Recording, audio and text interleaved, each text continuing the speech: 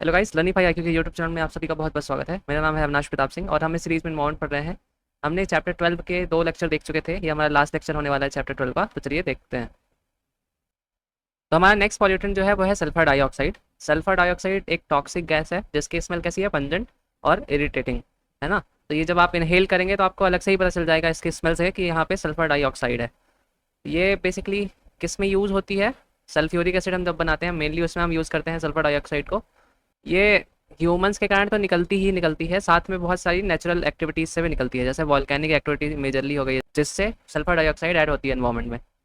फिर हमारी जो ह्यूमंस की एक्टिविटी कौन कौन सी है, burning coal in thermal power plants and diesel fuels, तो इससे भी सल्फर डाइऑक्साइड निकलती है। Some industrial process such as production of paper, smelting of metal like copper, तो इससे भी निकलती है। Reaction involving hydrogen sulphide and oxygen, तो इससे भी निकलती है। रोस्टिंग ऑफ सल्फाइड और such as pyrite, sphalerite, cinnabar, है ना, तो इसके रोस्ट से भी निकलती है। तो नेचुरल तो निकल ही रही है, उसके साथ साथ बहुत सारे ह्यूमन मेड सोर्सेज हैं इसके।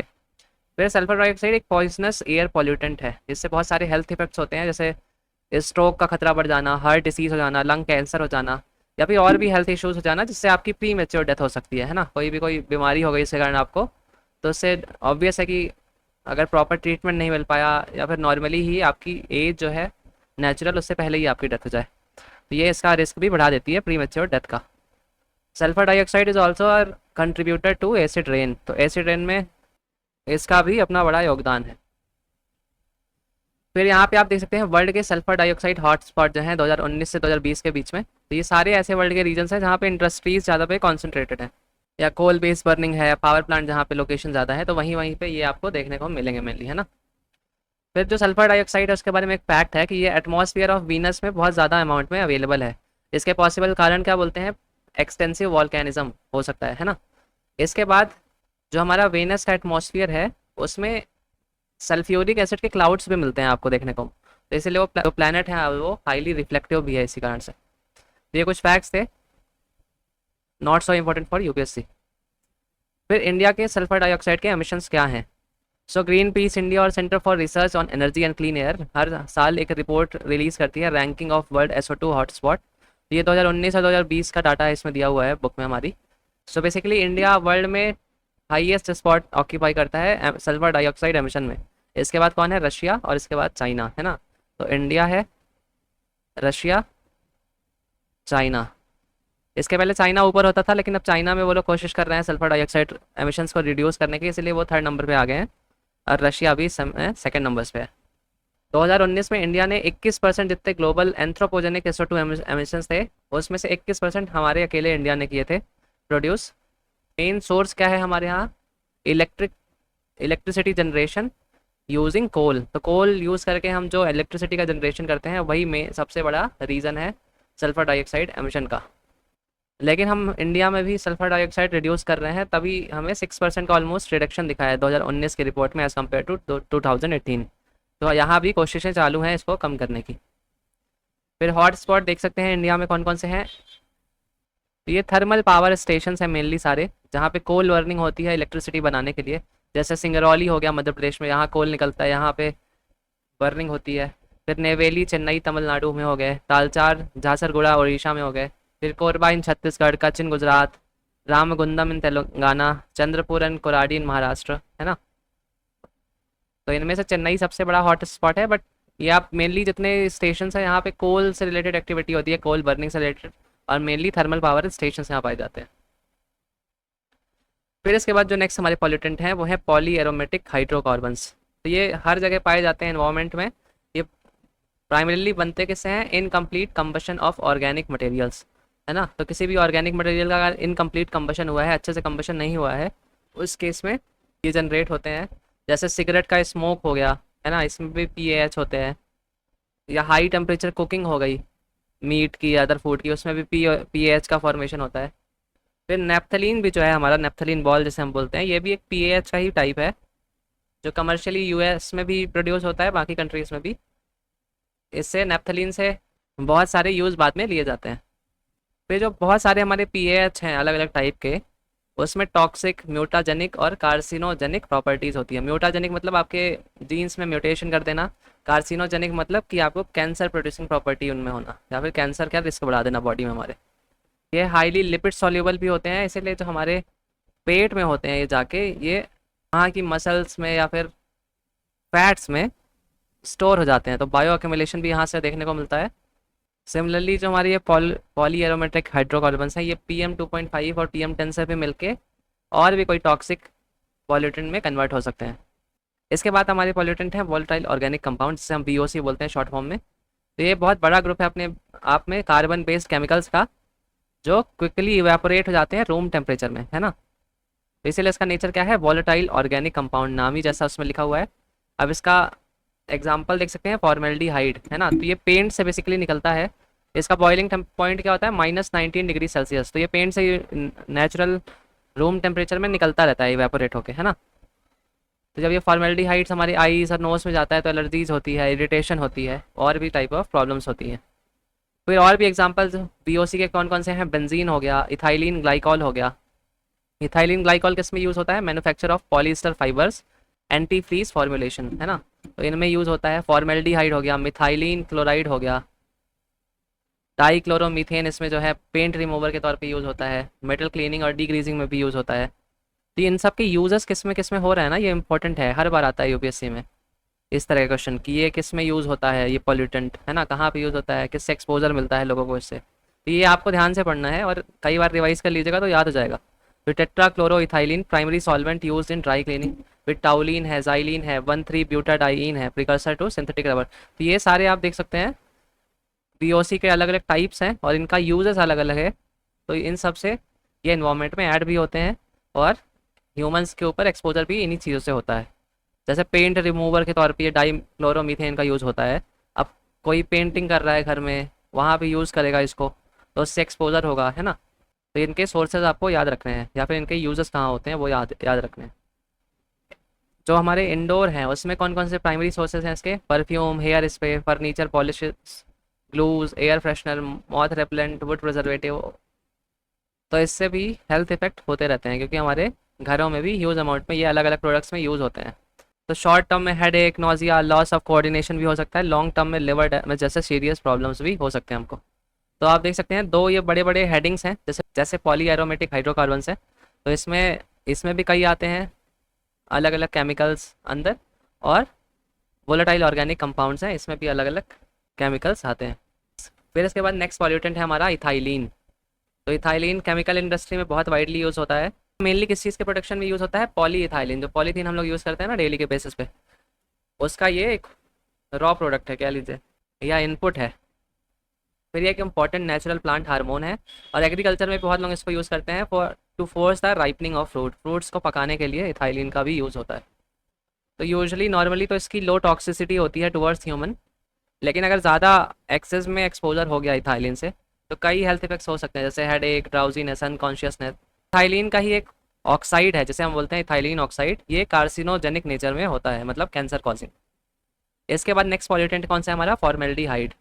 तो फॉर्मेल्डिहाइड मेनली बिल्डिंग मटेरियल से एसोसिएटेड होता है, आपको ये बात याद रखना है। जैसे अभी हमने पेंट के केस में देखा था, है ना। अब यहाँ पे और भी जैसे बिल्डिंग मटेरियल्स हैं, particle board, plywood, other pressed would product. फिर फंगी साइड में, जर्मी साइड में, डिसइंफेक्टेंट के रूप में, है ना। प्रिजर्वेटिव के तौर पे भी यूज़ होता है मॉर्चरीज में या लेबोरेटरीज में, तो कई वाइडली यूज़ है। बट इसका मेन आपको याद रखना है कि फॉर्मेल्डिहाइड हम यूज़ करते हैं बिल्डिंग मटेरियल्स में। ये नाम याद रख सकें तो अच्छी बात है। फिर नेचुरली भी फॉर्मेल्डिहाइड करता है एनवायरनमेंट में, जैसे कोई प्लांट मटेरियल का डीके हो रहा है उस प्रोसेस में भी है फॉर्मेल्डिहाइड निकलता है, या फिर नेचुरल केमिकल प्रोसेस जो हमारे लिविंग ऑर्गेनिज्म के अंदर होती है उसमें भी फॉर्मेल्डिहाइड का प्रोडक्शन होता है। फिर टोबैको का जो स्मोक है ना, जब बीड़ी हम लोग पीते हैं उसके स्मोक में भी फॉर्मेल्डिहाइड आपको मिल जाएगा।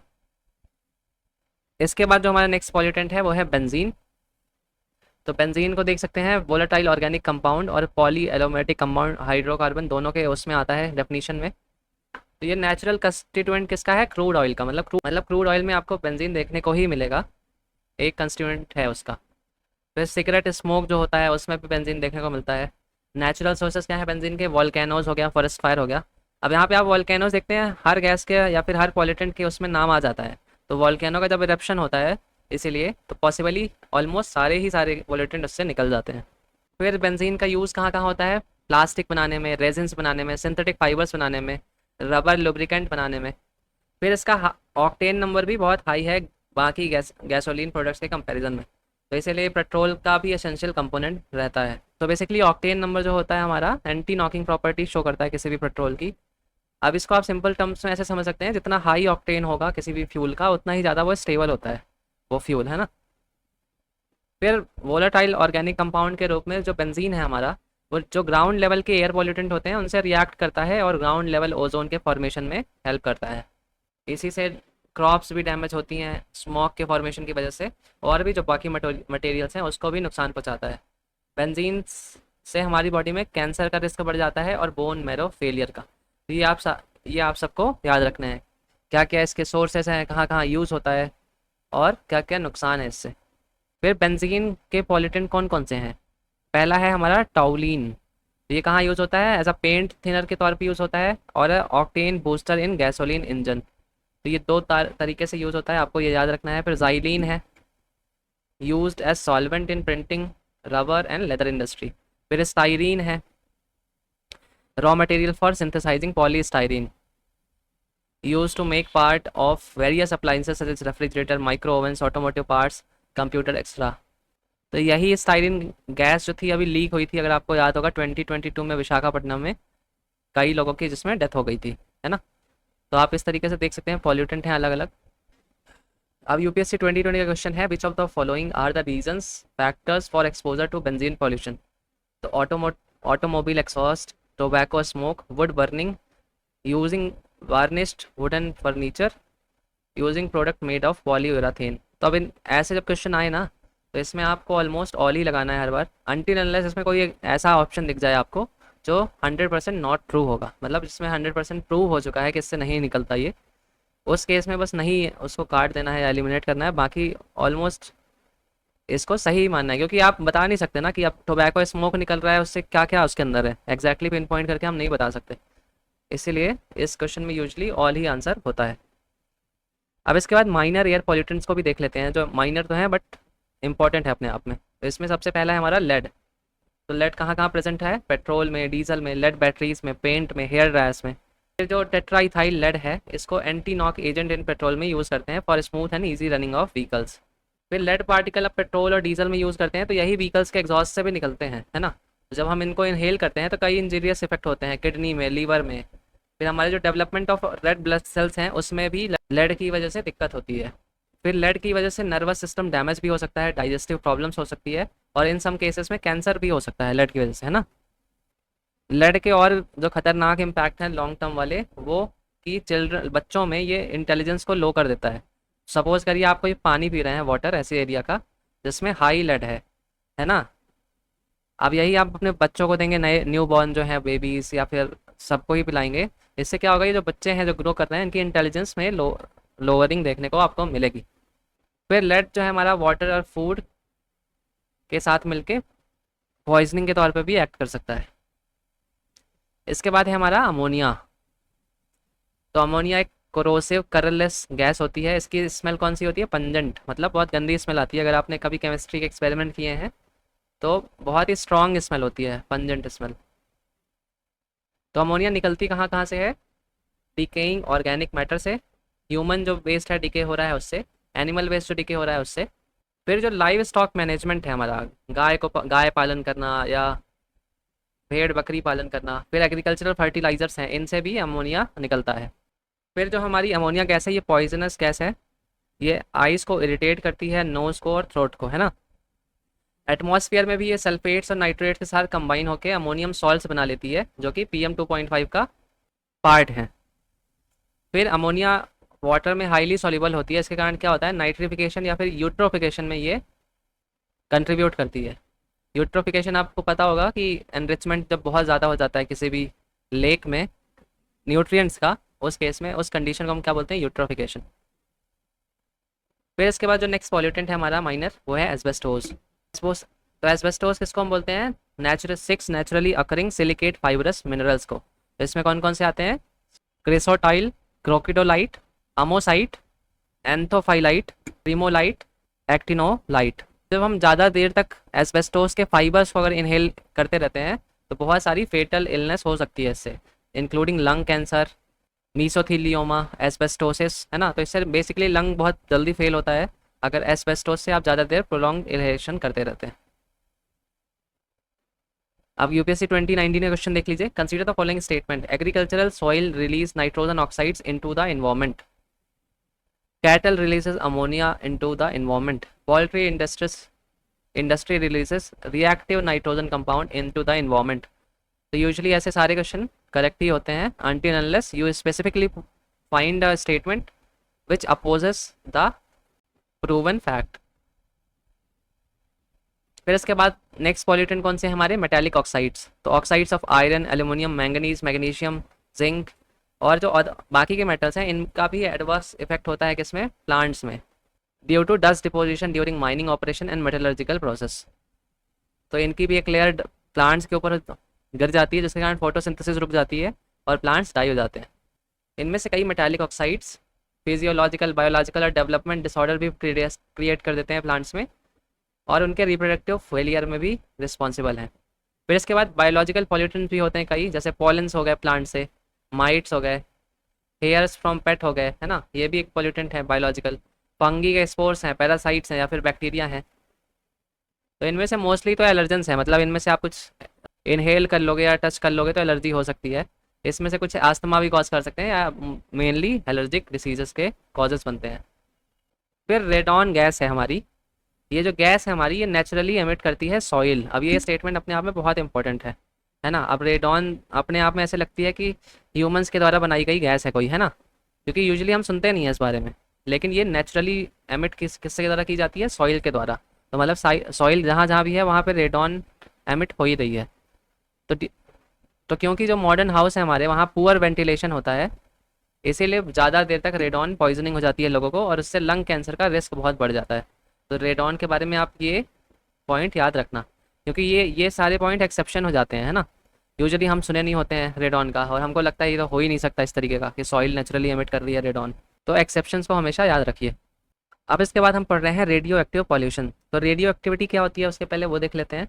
तो radioactivity is a phenomena of spontaneous emission of protons, electrons and gamma rays due to disintegration of atomic nuclei of some elements. तो जब एटॉमिक न्यूक्लियाई कुछ एलिमेंट्स का या कुछ एटम्स का टूटता है, डिसइंटीग्रेट होता है, तो उसमें ये पार्टिकल्स निकलते हैं हमारे, प्रोटॉन, इलेक्ट्रॉन्स या गामा रेज, है ना। तो इसी पूरी एक्टिविटी को हम क्या बोलते हैं, रेडियो एक्टिविटी। फिर जो हमारी रेडिएशंस भी होती हैं इनको हम दो कैटेगरी में डिवाइड करते हैं, नॉन आयोनाइजिंग रेडिएशंस और आयोनाइजिंग रेडिएशंस। तो रेडियो एक्टिव पॉल्यूशन क्या होता है, radioactive pollution is defined as increase in the radiation levels, usually nuclear radiation या फिर radioactive contamination in environment that pose a severe threat to humans and other life forms. तो जो हमारी nuclear radiations है ना, कहीं किसी ने एटॉमिक बम गिरा दिया, जैसे यूएस ने जापान पे गिराया था, अब उस एरिया के रेडिएशन की लेवल उस एरिया में इतनी ज़्यादा बढ़ जाएगी कि ह्यूमंस नेचुरली सर्वाइव नहीं कर पाएंगे, है ना। आज भी देखेंगे आप जापान के उस सिटी के अराउंड ज़्यादा आपको फिजिकली हैंडीकैप्ड लोग मिलेंगे। क्यों, क्योंकि आज भी उस रेडिएशन का बुरा इफेक्ट जापान में एग्जिस्ट करता है। फिर रेडियो एक्टिव कंटेमिनेशन क्या होती है, it is the presence of radioactive substances on surfaces और within solid liquid gases where the presence is unintended और अनडिजायरेबल। मतलब हर ऐसी जगह जहाँ पे उनकी प्रेजेंस नहीं चाहिए लेकिन फिर भी रेडियो एक्टिव कंटेमिनेशन अवेलेबल है या फिर रेडियो एक्टिव सब्सटेंसेज हैं अवेलेबल, तो उसको हम बोलते हैं रेडियो एक्टिव कंटेमिनेशन हो गई है इस जगह की। जैसे आप सपोज करिए आप सॉलिड है या फिर कुछ पानी पी रहे हैं, वहाँ पे रेडियो एक्टिव मटेरियल है या फिर कुछ आ गया है सब्सटेंस, है ना, तो उसमें उसी को हम बोलते हैं रेडियो एक्टिव कंटेमिनेशन हो गई है। फिर नेचुरल रेडिएशन सोर्सेज कौन कौन से हैं, कॉस्मिक रेज फ्रॉम स्पेस जो आती है हमारी, और जो टेरेस्ट्रियल रेडिएशंस है फ्रॉम रेडियो न्यूक्लियाइड्स जो हमारे अर्थ क्रस्ट में प्रेजेंट हैं, जैसे radium 224, uranium 238, thorium 232, potassium 40, carbon 14, है ना। तो ये रेडिएशन के सोर्सेज हैं। फिर जो आर्टिफिशियल रेडिएशन पॉल्यूशन होता है यूजुअली ये एक्सीडेंटल लीक के कारण होता है, मेनली कोई जानबूझ के नहीं करता ऑब्वियसली। कहीं कहीं अगर पावर प्लांट है, न्यूक्लियर पावर प्लांट है और वहाँ के जो रेडियो एक्टिव वेस्ट हैं उसको अनसेफ तरीके से डिस्पोजल किया जा रहा है, उस केस में हो सकता है कि वो लीक करके आसपास के पानी में चला जाए या लीक करके आसपास के सॉइल में मिक्स हो जाए, तो उससे जो नॉर्मल पब्लिक है उसके ऊपर एक्सपोजर का खतरा बहुत बढ़ जाता है। उसके अलावा कहाँ कहाँ से होता है, अब किसी ने न्यूक्लियर वेपन टेस्टिंग करी है ना, किसी कंट्री ने, उससे भी खतरा बढ़ जाएगा। या कोई न्यूक्लियर पावर प्लांट था, उसमें कुछ फॉल आउट हो गया या टूट गया किसी किसी भी कारण से, या फिर कोई व्यक्ति है जो माइनिंग करता है रेडियो एक्टिव मटेरियल्स की, लाइक यूरेनियम या फिर थोरियम की, तो उससे भी एक्सपोजर का खतरा बढ़ता है। कीमोथेरेपी से, एक्सरे से, सीटी स्कैन से। फिर स्लो न्यूक्लियर रिएक्शन जो न्यूक्लियर रिएक्टर से निकलती रहती हैं लेबोरेटरीज, तो बहुत सारे ऐसे एग्जांपल्स हैं जहाँ से आपको रेडियो एक्टिव रेडिएशन पॉल्यूशन का खतरा हो सकता है।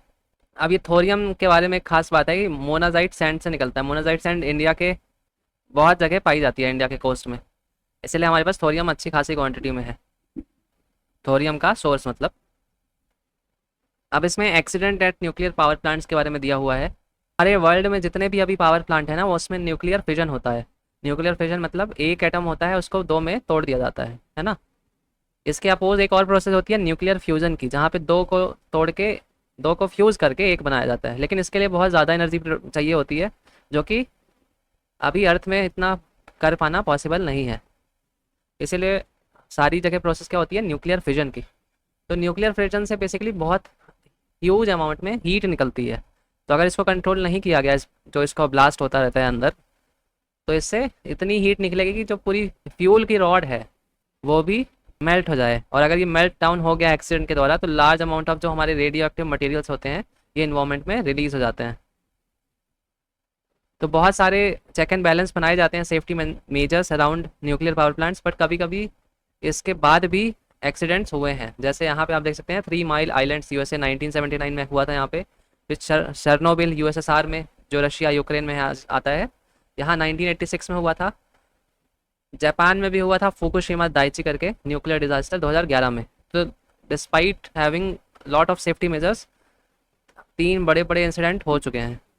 जो हमारे पहले 2 केस हैं, 3 माइल आइलैंड और सर्नोबिल, इसमें क्या हुआ था, सीरीज ऑफ एरर्स, मतलब जो वहाँ के लोग थे, स्टाफ थे ना, उन्होंने बहुत सारी एरर्स करी थी कि वहाँ सेफ्टी मेजर्स तो थे बट उसको अच्छे से फॉलो नहीं किया, बहुत सारी लगातार एरर करते गए, जिसके कारण ओवर हीटिंग हुई थी न्यूक्लियर कोर की, और फिर उसके कारण मेल्ट डाउन हो गया।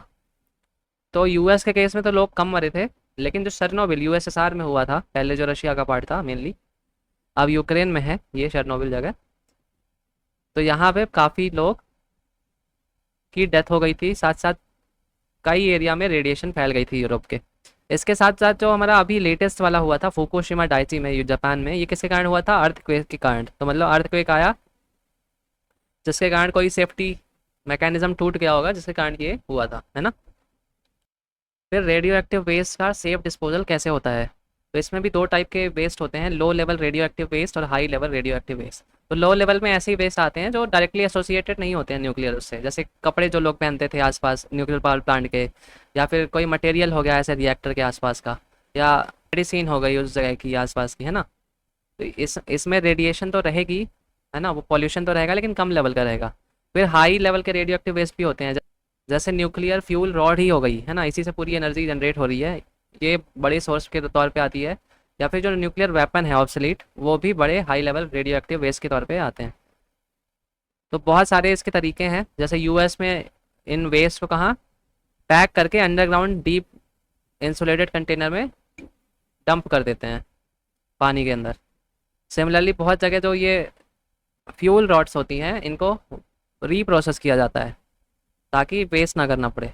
तो रेडियो एक्टिव न्यूक्लियर वेस्ट के टाइप देख सकते हैं आप, argon 41, radioiodine, cobalt 60, strontium 90, tritium, caesium 137, है ना। तो एक बार आपको ये सब माइंड में रखना है। इसके बाद है हमारी non ionising radiation. Non ionising radiation include electromagnetic waves at the longer wavelength of the spectrum, ranging from long wavelength UV radiation to radio waves, है ना, इंक्लूडिंग माइक्रोवेव्स। तो इन रेडिएशन में इतनी पावर तो होती है कि मॉलिक्यूल्स को एक्साइट कर सकें, है ना, मतलब हीट कर दें, लेकिन उसको आयोनाइज नहीं कर सकती है, इतनी स्ट्रांग नहीं होती, इसीलिए इसे नॉन आयोनाइजिंग रेडिएशन कहते हैं। ही नॉन आयोनाइजिंग रेडिएशन डैमेज कर सकती है आइस को, रिफ्लेक्शन फ्रॉम सैंड या फिर स्नो, जिसे हम स्नो ब्लाइंडनेस भी कहते हैं। या डायरेक्टली आप जब सन की तरफ देखते हैं एक्लिप्स के टाइम, उसमें भी आपके आइज डैमेज हो सकते हैं इसी कारण से, है ना, जो सन से आती है रेडिएशन डायरेक्ट देखेंगे तो उससे डैमेज कर देंगी अंदर की हमारी ब्लड कैपिलरीज को या स्किन्स को। सिमिलरली माइक्रोवेव ओवन के केस में भी देखा होगा आपने, फूड को कैसे गर्म कर देती है ना। क्यों? क्योंकि उसमें पावर होती है इतनी कि एक्साइट कर दे। जैसे जो हमारे वाटर मॉलिक्यूल्स होते हैं खाने के अंदर, उसको उसके एटम्स को फास्ट वाइब्रेट कर दवाती है, जिसके कारण क्या होता है, उसका टेम्परेचर बढ़ जाता है।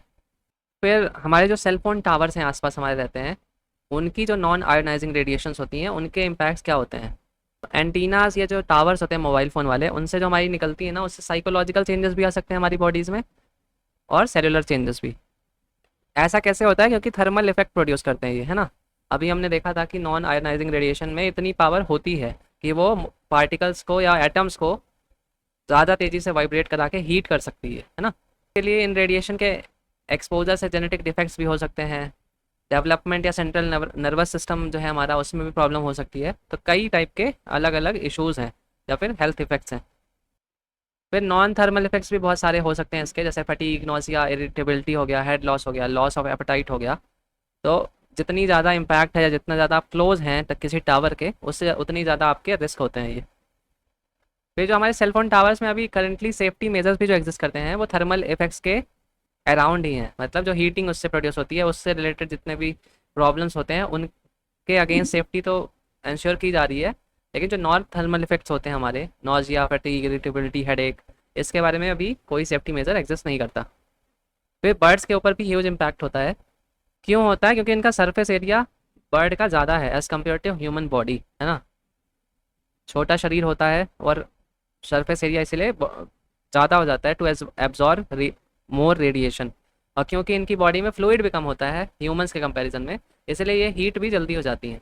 फिर जो मैग्नेटिक फील्ड निकलती है इन टावर से, वो जो बर्ड्स की नेविगेशन स्किल है उसको भी डिस्टर्ब कर देती है, जिसके कारण वो किसी भी डायरेक्शन में उड़ने लगते हैं और बहुत बार किसी भी घर से जाके टकरा जाएंगे या टेलीकम्युनिकेशन टावर से जाके टकरा जाएंगे और डेथ हो जाएगी उनकी, है ना। फिर यहाँ पे आयनाइजिंग रेडिएशन की वही डेफिनेशन दी हुई है कि आयनाइजेशन कर देती है, जिससे भी पास होती है ये रेडिएशंस। फिर जो नॉन आयनाइजिंग रेडिएशंस होती हैं, इनकी लो पेनिट्रेबिलिटी होती है। ये सिर्फ उन्हीं चीज़ों का इफेक्ट करती हैं जो इनको एब्जॉर्व कर लेती हैं, है ना।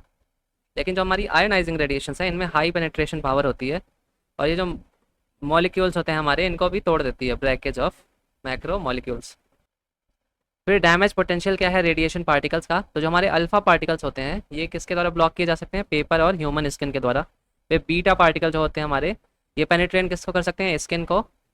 लेकिन कुछ ग्लास के पीसेस और मेटल के पीस उनको ब्लॉक कर सकते हैं। फिर जो गामा रेज होती हैं हमारी, ये ह्यूमन स्किन्स को ईजिली पास कर सकती हैं, जो सेल्स हैं हमारे ऑन द वे, उनको भी डैमेज कर सकती हैं। गामा रेज को जो थिक और मासिव वॉल्स हैं कंक्रीट, उनके द्वारा ही रोका जा सकता है।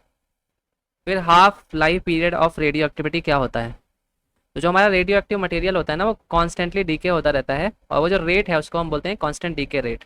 तो half life is the time needed for half of its atom to decay, है ना। तो मतलब उसके आधे एटम डीके कितने टाइम पे हो रहे हैं, उसको हम हाफ लाइन कहते हैं। तो हाफ लाइफ में very from fraction of second two thousand of years, है ना। तो इसी कारण क्या होता है, जो छोटे हैं, जिनकी हाफ लाइफ छोटी है, वो तो नेचुरली अपने आप में डिस्ट्रॉय हो जाते हैं, राइट, खत्म हो जाते हैं या चेंज हो जाते हैं। लेकिन जिनकी ज़्यादा है, थाउजेंड्स ऑफ ईयर है, उन्हें वही अल्टीमेटली जाके रेडियो एक्टिव पॉल्यूशन का फॉर्म ले लेते हैं। फिर रेडिएशन डोज क्या होता है? तो रेडिएशन डोज हम नापते किस में है? रैम के टर्म्स में नापते हैं ना। क्या बोलते हैं रैम को फुल फॉर्म में? Radiation equivalent in man. तो अगर लो डोज अगर रेडिएशन की मिल रही है ह्यूमंस को, जिससे हम जैसे 1 रैम से नीचे है, तो उस केस में क्या होता है, हमारी बॉडी के सेल्स उसको रिपेयर कर लेते हैं वो डैमेज को, है ना, अगर उससे कोई डैमेज हो रहा है। लेकिन जो हायर डोजेस होती हैं अप टू 100 रैम, तो हमारे सेल्स हैं उसको उतने जल्दी से रिपेयर हर केस में नहीं कर पाते। तो या तो उस केस में क्या होगा कि सेल्स हमेशा के लिए चेंज हो जाएंगे या डेथ हो जाएगी सेल्स की। तो इसको हम क्या बोलते हैं? Radiation sickness. फिर जो सेल्स हमारे बदल गए हैं, वो आगे चल के ऐसे सेल्स प्रोड्यूस कर सकते हैं जो अब नॉर्मल है, नॉर्मल नहीं है। और जब यही अब नॉर्मल सेल्स डिवाइड होंगे, यही बन जाएंगे कैंसरस, है ना, कैंसर सेल का फॉर्मेशन कर लेंगे। तो ये भी एक इम्पैक्ट है रेडिएशन डोज का। फिर impact of ionising radiation. Ionising radiation का इम्पैक्ट क्या है? तो ह्यूमंस और लिविंग ऑर्गेनिज्म के लिए हाईली डैमेजिंग है, ऑब्वियसली, जैसे भी हमने देखा था। तो ये हमारी बॉडी में केमिकल चेंजेस ला सकती है भाई, जो हमारे केमिकल बॉन्ड्स हैं बॉडी के अंदर, उसको चेंज करके, जो हमारे टिश्यूज़ हैं उनको डैमेज करके। फिर शॉर्ट टर्म में क्या क्या इफेक्ट्स हो सकते हैं? बर्न हो सकते हैं, इम्पेयर्ड मेटाबॉलिज्म हो सकता है, डेड टिश्यूज़ हो सकते हैं, डेथ ऑफ ऑर्गेनिज्म हो सकता है। और लॉन्ग टर्म में क्या हो सकती है? म्यूटेशंस, जो हमारे जीन्स हैं उसका म्यूटेशन हो जाए, इंक्रीजिंग इंसिडेंट ऑफ ट्यूमर्स या कैंसर हो जाए, शॉर्टनिंग ऑफ लाइफ स्पैन हो जाए, डेवलपमेंटल चेंज हो जाए, है ना। तो बहुत सारे चेंजेस हैं ऐसे। हाई डोज में न्यूक्लियर रेडिएशन लीथल है, मतलब डेथ हो जाती है हाई डोज में। लेकिन लो डोज में इट क्रिएट्स वेरियस डिसऑर्डर्स, जिसमें मोस्टली क्या होता है, कैंसर। फिर अगर कोई व्यक्ति है या कोई आदमी है जिसको कॉन्टिन्यूड एक्सपोजर हो रहा है, जैसे डॉक्टर्स हैं हमारे, उनको काम की वजह से भी बहुत बार आयनिंग रेडिएशन के आसपास रहना पड़ता है, जिसकी वजह से उनको कॉन्स्टेंटली एक्सपोजर होता है इन रेडिएशंस का। तो उनके अंदर भी प्रॉब्लम बन सकती है बहुत सारी हेल्थ वाली, है ना। जैसे चाइल्डहुड ल्यूकेमिया हो गया, मिस कैरेज हो गया, अंडरवेट बेबी हो गया, इन्फेंट डेथ हो गई, इंक्रीज ससेप्टेबिलिटी टू एड्स हो गया, फिर अदर इम्यून डिसऑर्डर्स भी हो सकते हैं। तो ये आप आयोनाइजिंग रेडिएशंस देख सकते हैं। इनमें से आप कौन सी पेनिट्रेट कर पाती हैं, कौन सी नहीं कर पाती, तो आप देख सकते हैं यस, तो यहाँ पार्शियल है, नो, पार्शियल, यस, और इधर वाली नो, है ना। तो यूजुअली आप देख सकते हैं आयनाइजिंग रेडिएशन जो है हमारी नेचुरली जो एटमॉस्फेयर है अर्थ का, वहाँ से नहीं आ पाती, है ना। इसी के साथ साथ डीएनए डैमेज भी होता है हमारा, इसको एक बार आप पढ़ लीजिएगा, उसी तरीके से है प्रोसेस, जैसे जीन्स हमारे डैमेज हो जाते हैं अल्टीमेटली। फिर बायोलॉजिकल डैमेज वही चीज़ है इसमें भी, इसको आप एक बार रीडिंग कर लेना, है ना। तो हमारा चैप्टर 12 यहीं तक था। Thank you for watching the video, like और सब्सक्राइब कर लीजिए ताकि जब नेक्स्ट वीडियो आए उसके नोटिफिकेशन आपको ईजिली मिल जाए। Thank you.